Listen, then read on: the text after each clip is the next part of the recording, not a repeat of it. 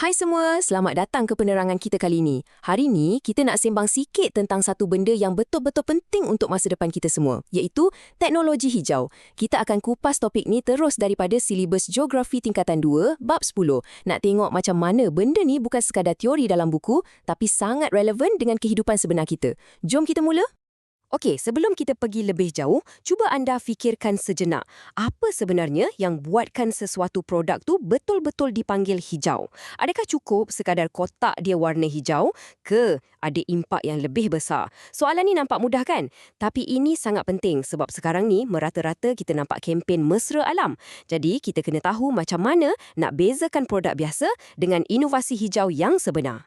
Alright, untuk sesi hari ini, kita akan sentuh 5 perkara utama.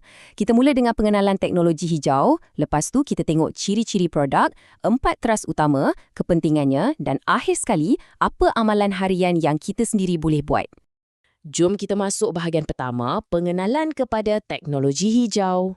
Kalau ikut definisi silibus geografi, teknologi hijau ni merujuk kepada pembangunan produk, peralatan dan sistem untuk pelihara dan pulihara alam sekitar kita, termasuklah sumber semula jadi.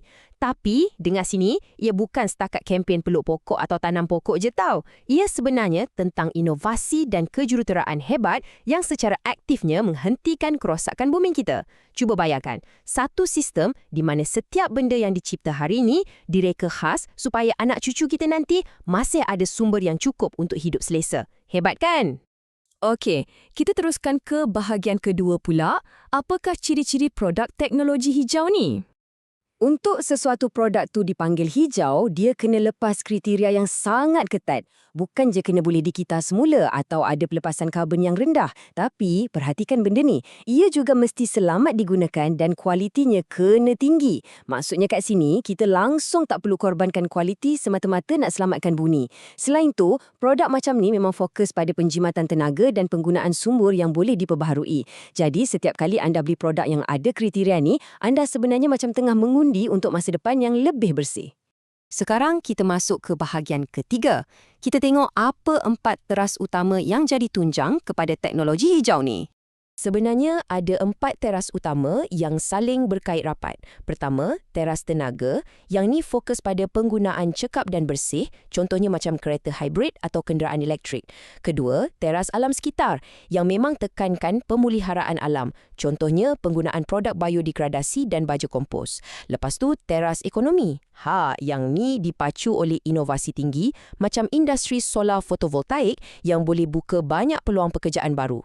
Dan yang terakhir, teras sosial yang mana ia mengubah gaya hidup kita bersama, macam budaya guna bekas makanan mesra alam. Cuba anda tengok sistem pengangkutan awam moden yang kita ada sekarang ni. Ini adalah titik pertemuan yang paling perfect antara teras sosial dan teras alam sekitar. Bila kita guna pengangkutan lestari macam LRT atau bas, kita bukan je kurangkan pelepasan asap karbon di udara kita, malah kita selesaikan isu sakit kepala hari-hari iaitu kesesakan lalu lintas.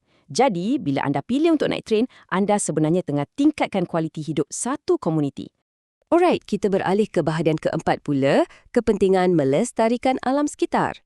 Benda ni anda kena tahu, inisiatif hijau ni bukan setakat niat murni nak jaga alam sekitar je tau. Tapi, ia sebenarnya satu kuasa penjana ekonomi yang sangat luar biasa. Cuma bayangkan, sumbangan sektor ni kepada keluaran dalam negara kasar atau KDNK Malaysia dijangka melonjak mendadak dari 22 bilion ringgit pada tahun 2020 kepada 60 bilion ringgit menjelang 2030.